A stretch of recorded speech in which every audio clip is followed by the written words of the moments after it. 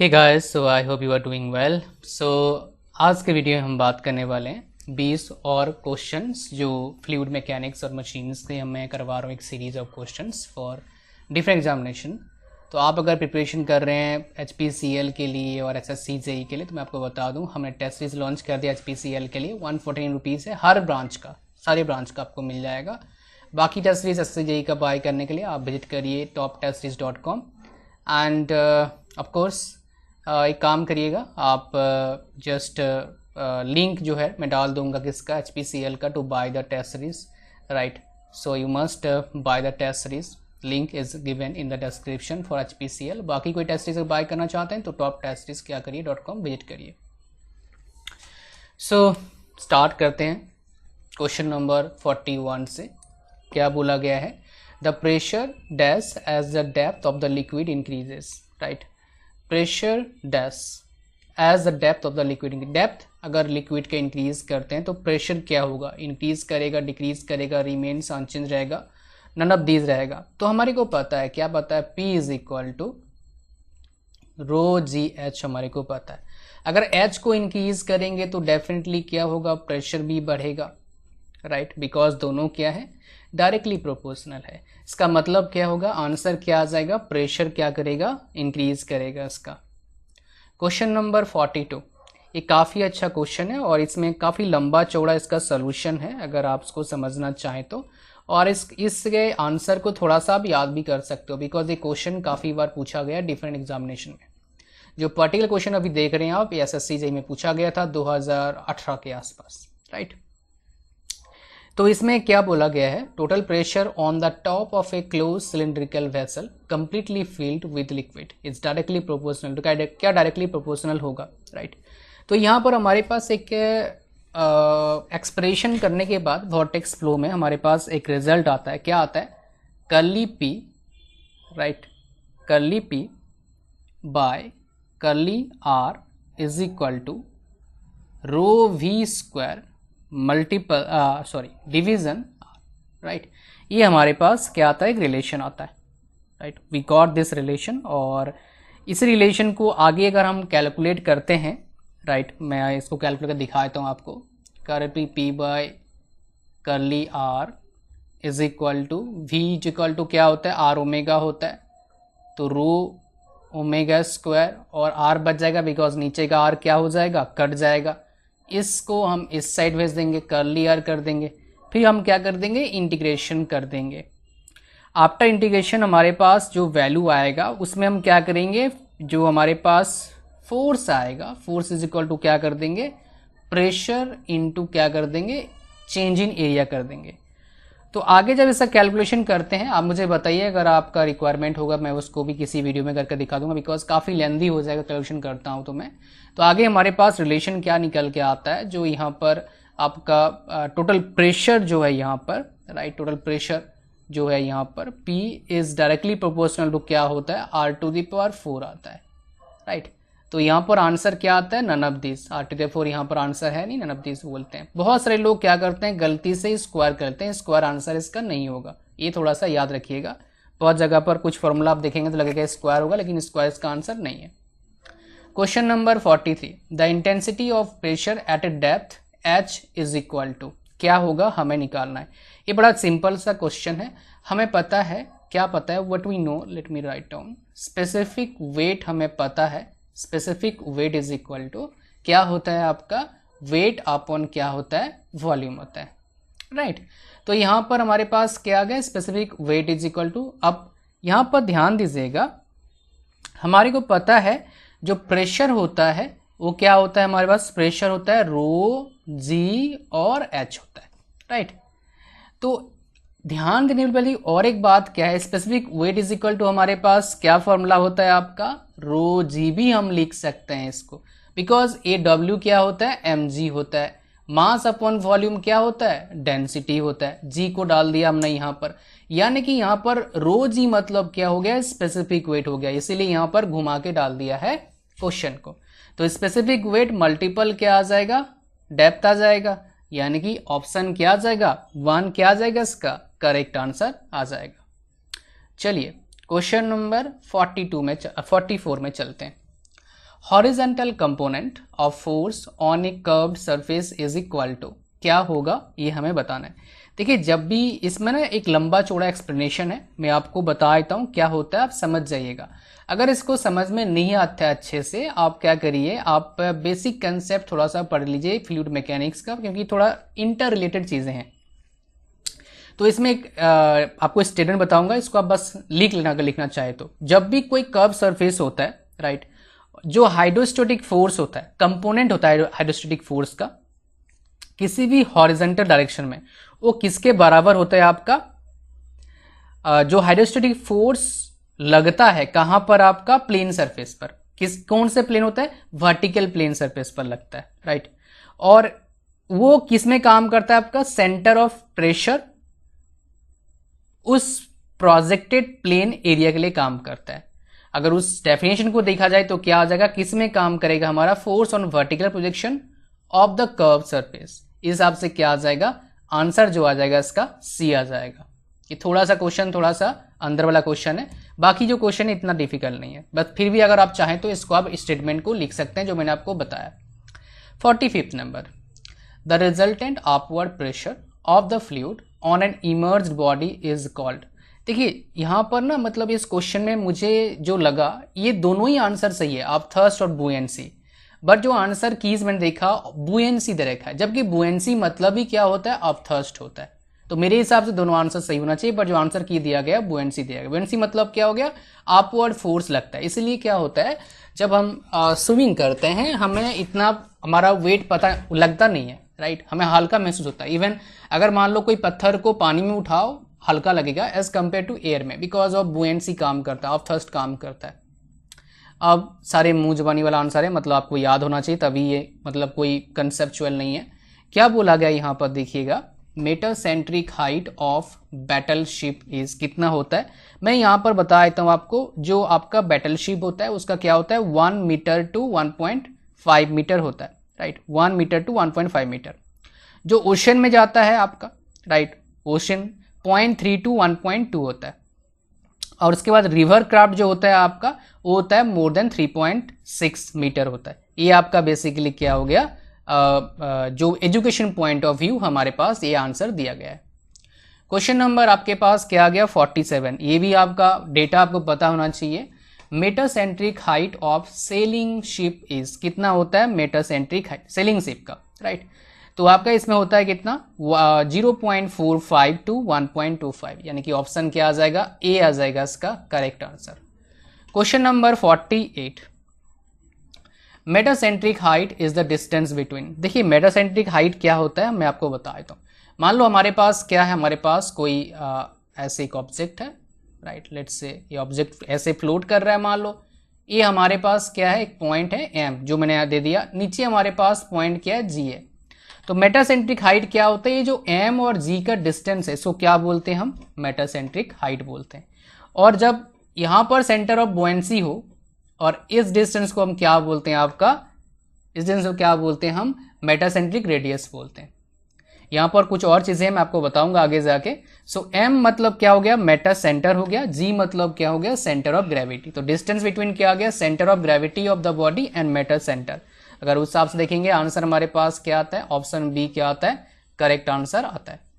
Question number 49, according to principle of flotation the weight of liquid displaced as compare to the weight of the body is. देखिएगा ध्यान से सुनिएगा, according to principle of flotation the weight of liquid displaced as compare to weight of the body, weight of the body is equal to, क्या होता है basically, देखिए कोई body है, राइट, उसको हमने रख दिया पानी में, राइट, तो weight of the liquid displaced होगा, और is compare to weight of the body, मतलब जो लिक्विड डिस्प्लेस्ड हो जाएगा और वेट ऑफ द बॉडी में क्या डिफरेंस होगा। एक्चुअली में क्या होगा, प्रिंसिपल फ्लोटेशन और आर्किमिडीज प्रिंसिपल यही बात करता है। तो इसमें क्या हो जाएगा, दोनों बराबरी का हिस्सादार होगा, जितना डिस्प्लेस होगा आपका वेट ऑफ द लिक्विड, उतना ही वेट होगा हमारे बॉडी का। इसी को बोलते हैं प्रिंसिपल फ्लोटेशन, राइट। ये काफी सिंपल कंसेप्ट है, और ऑप्शन सी क्या आ जाएगा, इसका करेक्ट आंसर आ जाएगा। क्वेश्चन नंबर 50, ये भी एक थोड़ा कॉमन सेंस क्वेश्चन है, ध्यान दीजिएगा। A piece of metal of specific gravity 13.6 is placed mercury of specific gravity 13.6, what fraction of it volume is under mercury. दोनों का क्या हमारा स्पेसिफिक ग्रेविटी क्या है, बराबर है। स्पेसिफिक ग्रेविटी क्या होता है, वेट अपॉन वॉल्यूम होता है। तो उसमें क्या होगा देखिए, फ्लोट करेगा बता रहे हैं पहले नंबर में। दूसरे नंबर में क्या बोल रहे हैं, metal piece will be immersed, immerge मतलब डूबेगा, by in mercury by half, half डूबेगा। Whole metal piece will be immersed with its top surface merged at mercury level. अच्छा, metal piece will sink to the bottom. देखिए button मतलब ये जो डूबता है या फिर तैरता है, किसकी वजह से तैरता है, इसके वजह से रीजन क्या है, मेन फंडा क्या है, मेन कंसेप्ट क्या है, डेंसिटी। अब दोनों का स्पेसिफिक ग्रेविटी क्या आपका सेम है, मतलब क्या हो गया भाई, दोनों बराबर हो जाएंगे, दोनों एक साथ मिल जाएंगे। तो आंसर क्या आ जाएगा इस केस में, सी आ जाएगा, ऑप्शन सी क्या आ जाएगा, करेक्ट आंसर आ जाएगा। Question number 51, the condition of the stable equilibrium of a floating body are metacentric should be lie. देखिए यहां पर स्टेबल इक्विलिब्रियम की बात कर रहे हैं, ध्यान से देखिए, सुनिए, बहुत इंपॉर्टेंट बात है यहां पर, राइट। देखिए स्टेबल इक्विलिब्रियम कब होता है, metacentric height should be lie about the centre of gravity. Obviously metacentre definitely, अगर मान लो ये हमारे पास बॉडी है, मेटासेंटर डेफिनेटली ऊपर होना चाहिए सेंटर ऑफ ग्रेविटी से, तो ये करेक्ट हो गया। Centre of buoyancy and the centre of gravity must lie on the same vertical line, ये भी सही है, दोनों क्या होना चाहिए, सेम लाइन पर होना चाहिए, तभी क्या होगा, स्टेबल होगा। Writing couple should be formed, writing couple मतलब क्या हो गया, इस तरह कपल बनता है, राइट, राइट साइड में कपल बनता है, उसको क्या बोलते हैं, फॉर्म होना चाहिए। तो ये भी सही है आपका, और यहां पर ये सारा तीनों कंडीशन हमारा क्या होता है, लाई करता है, यानी कि यहां पर क्या आ जाएगा, ऑप्शन डी क्या आ जाएगा, करेक्ट आंसर आ जाएगा।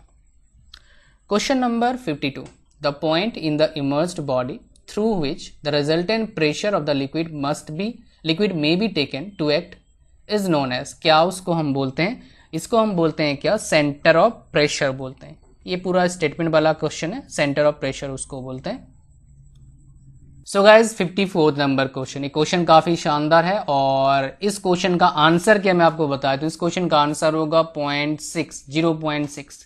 मैं चाहता हूं आप इस क्वेश्चन का आंसर नीचे कमेंट में बताओ, जैसे भी करके सॉल्व करो और बताओ कितना आएगा, इस मतलब कैसे सॉल्व कर रहे हो बताओ मेरे को आप। आंसर क्या है, 0.6 आपको बता दिया, ये सोल्यूशन करके मुझे आपको बताना है। Question number 55, in case of partially immersed body in a liquid, partially immersed है मतलब पूरा डूबा हुआ नहीं है, क्या हो जाएगा आपका इसमें condition, upward force greater than wait of the liquid displaced, ये तो बराबर कभी भी आप ग्रेटर नहीं होता है, अपवर्ड फोर्स लेस देन, ये बराबर होगा तभी क्या हो जाएगा, उस कंडीशन पर वो रहेगा, नहीं तो या तो डूब जाएगा या तो तैरता रहेगा मतलब क्या, बराबर है, जो आपका wait of liquid fluid displace क्या आपका बराबर है, मतलब तैर रहा है, तो राइट, तो ऑप्शन सी क्या आ जाएगा, इसका करेक्ट आंसर आ जाएगा। क्वेश्चन नंबर 56, बुएंसी डिपेंड्स ऑन, बुएंसी क्या होता है, आप थर्स्ट होता है, मतलब ऊपर तरफ क्या रखता है, एक तरह का बोल सकते हो फोर्स लगता है, तो किस पर डिपेंड करता है बुएंसी, मास ऑफ लिक्विड डिस्प्लेस्ड, उस पर डिपेंड करता है, मतलब वो उसके ऊपर क्या है आपका, कितना मास ऑफ लिक्विड डिस्प्लेस हो रहा है, बुएंसी का फैक्टर ही होता है एक्चुअली में।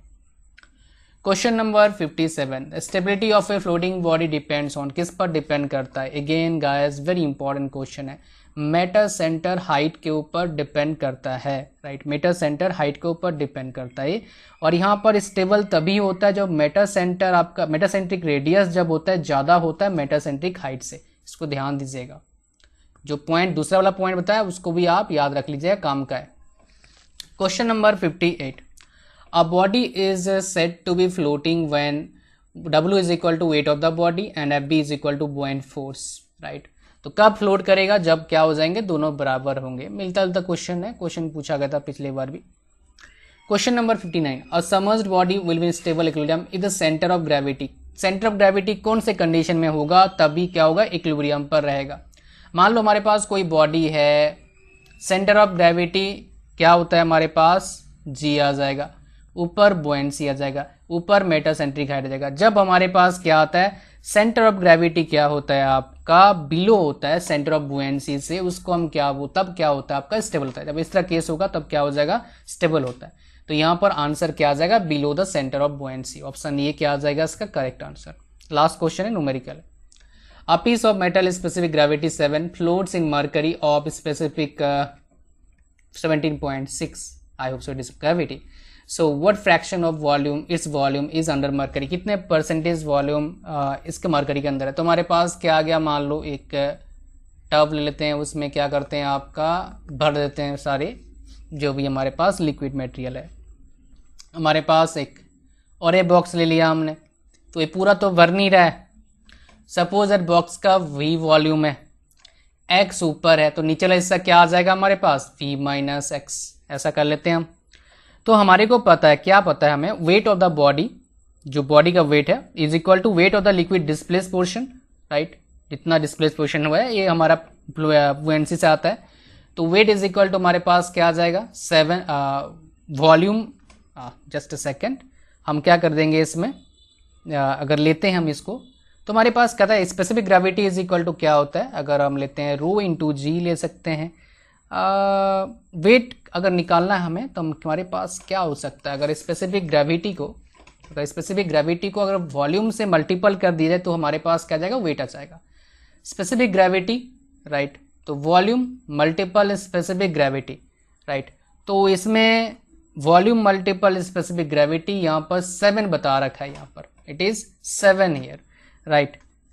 सो इसको क्या करते हैं हम, 7 ले लेते हैं, right, is equal to volume जितना डिस्प्लेस हुआ है, वॉल्यूम माइनस एक्स अमाउंट ऊपर निकला होगा, मतलब ऊपर फ्लोट कर रहा होगा, मल्टीपल स्पेसिफिक ग्रेविटी कितना आ जाएगा, 13.6 हमारे पास आ गया। अब क्या करेंगे जी, हमारे पास बहुत इंपॉर्टेंट बात क्या है, हमारे को इसको कैलकुलेट करना है। कैलकुलेट कैसे करेंगे, ये भी काफ़ी इंपॉर्टेंट बात है, कैलकुलेशन कैसे करना है। तो यहाँ पर हम क्या करते हैं, यहाँ पर हमारे पास एक इक्वेशन आया है, 2 तरीके से इसको निकालना होगा। अब इस v को इस साइड भेजते हैं, तो हमारे पास क्या आ जाएगा, 1 माइनस एक्स बाई क्या आ जाएगा, v आ जाएगा, इज इक्वल टू क्या आ जाएगा, अगर इस साइड भेजेंगे तो क्या आ जाएगा, 7 डिवीजन क्या आ जाएगा, 13.6। इसको अगर सॉल्व करते हैं तो हमारे पास कितना आता है, what the value we are getting, that is what x is equal to 0.48 v हमारे पास वैल्यू आता है। अब क्या करते हैं, ये जो ना डिवीजन जो है ऐसे रखते हैं, हमारे पास क्या करते हैं, v minus X by V, right, is equal to हमारे पास क्या आ जाएगा, x के जगह पर क्या है हमारे पास 0.48, मतलब 0.52 क्या आ जाएगा v, डिवीजन क्या आ जाएगा हमारे पास v, ये दोनों कट जाएगा तो हमारे पास ये दोनों का रेशियो क्या आ जाएगा, जो रेशियो हमारे पास फ्रैक्शन निकालने गया है, तो 0.52 इसका क्या आ जाएगा, रेशियो आ जाएगा। अगर आप देखेंगे तो आंसर क्या आ जाएगा हमारे पास, ऑप्शन सी क्या आ जाएगा इसका करेक्ट आंसर, बिकॉज इसने क्या बोला है, रेशियो निकालने बोला है। सो आई होप सो आपको पूरा समझ में आ गया क्वेश्चन कैसे निकलेगा। तो आप अगर बाय नहीं करें टेस्ट सीरीज जरूर बाय करिए, लिंक डिस्क्रिप्शन में HPCL का, बाकी टेस्ट सीरीज बाय करना है तो toptestseries.com जरूर विजिट करिए। थैंक यू वेरी मच, मिलते हैं नेक्स्ट वीडियो में, तब तक के लिए गॉड ब्लेस यू ऑल।